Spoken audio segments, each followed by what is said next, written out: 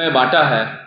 एक तो जो पॉलिटिकल मुद्दा है, भाषा विवाद को लेकर जो पॉलिटिकल मुद्दा है वो एक पहलू है, और दूसरा है कल्चरल मुद्दा, जो भाषा विवाद के कारण आने वाले पीढ़ियों को झेलना पड़ेगा। तो सबसे पहले मैं पॉलिटिकल मुद्दे की तरफ जाऊंगा, और आज की डेट में झारखंड सरकार, ये अबुआ सरकार जो अपने आप को कहती है, ये अबुआ सरकार नहीं, ये बबुआ सरकार है। और ये इसमें बोलने में मुझे कोई अतिशयोक्ति नहीं है कि ये महुआ सरकार की जो पॉलिसीज बनती है वो बिना तथ्य, बिना आधार, बिना कोई शोध के बनती है, और जिसका सबसे बड़ा प्रमाण आप सभी प्रेस मीडिया के पास जेटेट की जो क्षेत्रीय और जनजातीय भाषाओं की सूची जारी हुई है उसके आधार पर आप इसको देख सकते हैं।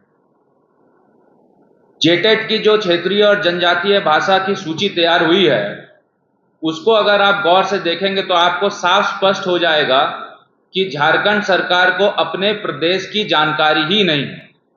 और झारखंड सरकार को अपने प्रदेश की जानकारी इसलिए नहीं है क्योंकि आप बताएं कि रांची के बगल में खूंटी है, और खूंटी में जो है, जो बोलचाल की भाषा, जनजातीय भाषा है, वो मुंडारी है, और जेटेट की नियमावली से क्षेत्रीय जनजातीय भाषाओं में मुंडारी को हटा दिया गया।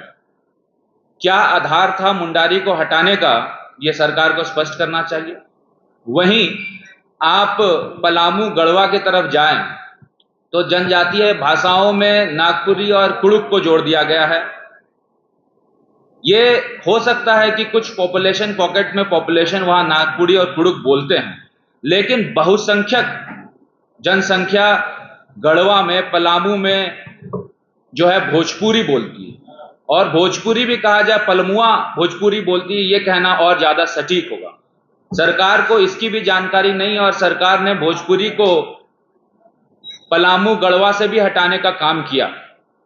वहीं आप संथाल की तरफ जाएं तो वहां पे तो अन्याय हो गया, और मैं संथाल में अन्याय हो गया इसलिए कह रहा हूं क्योंकि गोड्डा में बहुसंख्यक भाषा अंगिका है, देवघर में बहुसंख्यक भाषा अंगिका है, और अंगिका का स्थान क्षेत्रीय भाषाओं में गोड्डा, देवघर में ना होना, यह सबसे बड़ा सवाल खड़ा करता है। और इतना ही नहीं, अंगिका के बाद गोड्डा में दूसरी बोलचाल की भाषा कुड़माली है। कुड़माली मेरे विधानसभा में 30,000 लोगों की जनसंख्या है, और पूरे जिले में 80 से 1 लाख की आबादी है। कुड़माली का गोड्डा में ना होना क्षेत्रीय भाषाओं में, यह सबसे बड़ा सवाल खड़ा करता है कि आखिर सरकार ने किस आंकड़े के तहत, सरकार ने किस एनालिसिस के तहत जेटेट की नियमावली को निकाला। जेटेट की नियमावली को आप देखेंगे और खासकर भाषा को देखेंगे तो किसी में तालमेल दिखता हुआ नजर नहीं आता। आपने जनजातीय भाषाओं की तो बात की, लेकिन इसके साथ साथ क्षेत्रीय भाषाओं में जो विसंगतियां आई है उसमें सरकार को किसने इनपुट दिया, यह अब सरकार को स्पष्ट करना होगा। मैं सीधा सीधा सरकार से सवाल करता हूं कि सरकार ने यदि मुंडारी को खूंटी से हटाया तो किस बेसिस पे हटाया, यह सरकार स्पष्ट करे। सरकार ने भोजपुरी को पलामू, गढ़वा से हटाया तो सरकार ने कौन सी जहां पे जनसंख्या काउंटिंग की, यह सरकार को स्पष्ट करना चाहिए। सरकार ने अंगिका को गोड्डा से हटाया तो किस जनसंख्या के आधार पर, किस एनालिसिस के आधार पर सरकार ने हटाया, यह सरकार को स्पष्ट करना चाहिए। सरकार ने कुड़माली को गोड्डा से हटाया तो कौन से काउंट के आधार पर हटाया, यह सरकार को स्पष्ट करना चाहिए। और सरकार का यह थीसिस देना कि पत्र लिखा गया है, जो कि हालिया दिनों में आपको भी पता है कि फाइनेंस मिनिस्टर राधाकृष्ण किशोर जी ने एक पत्र मुख्यमंत्री को लिखा था, तो ये पत्र लिखना, लव लेटर लिखना, यह बंद करे यहाँ के सरकार और मंत्री। क्योंकि आपकी जानकारी में होगा कि इससे पहले भी भाषा विवाद जब शुरू हुआ था तो मिथिलेश ठाकुर जी जब मंत्री हुआ करते थे तो उन्होंने भी पत्र लिखा था मुख्यमंत्री को कि भोजपुरी को गढ़वा, पलामू में जोड़ा जाए। आज जब पुनः जेटेट की नियमावली निकली है तो फिर से वो मिस्टेक, फिर से वो गलती ये सरकार कर रही है। तो सरकार ये गलती नहीं कर रही है, सरकार ये जानबूझकर प्रयास कर रही है कि हमारे आइडेंटिटी को, हमारी संस्कृति सभ्यता को मिटाए और हमारे ऊपर ऐसी चीजें थोप दे जो हम लोग कभी फॉलो नहीं कर पाए हैं और भविष्य में फिर हम लोगों को लगे कि यही हमारी संस्कृति और सभ्यता है। उन्होंने बताया इस प्रकार ये झारखंड सरकार भाषा के साथ इस पूरे प्रदेश में लोगों के सेंटीमेंट के साथ, कल्चर के साथ खिलवाड़ कर रही है।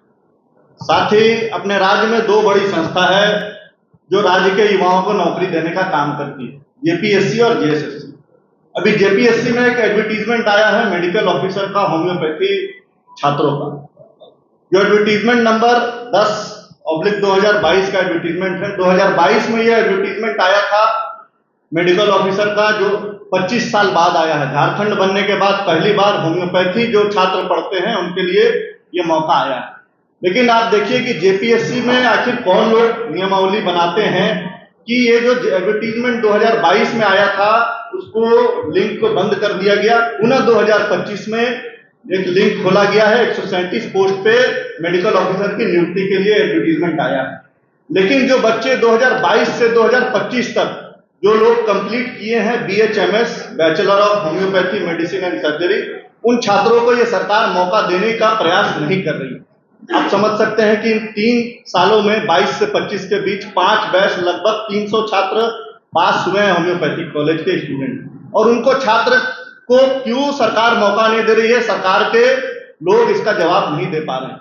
तो मैं आग्रह करता हूं इस राज्य सरकार से, इस प्रेस कॉन्फ्रेंस के माध्यम से, कि जो होम्योपैथिक एडवर्टीजमेंट 25 साल के बाद आया है इस राज्य में, इसमें 2022 से 2025 के बीच के होम्योपैथी के छात्रों को भी इस एडवर्टीजमेंट में मौका मिलना चाहिए। जो त्रुटि हुई है जेपीएससी के माध्यम से, ये त्रुटि का सुधार जेपीएससी करे। साथ ही जेएसएससी कैलेंडर जिस प्रकार से सरकार ने अपने पीठ थपथपाने के लिए जारी किया था, और जेएसएससी कैलेंडर को आप देखेंगे गौर से तो कैलेंडर कहीं फॉलो नहीं हो रहा इस राज्य में।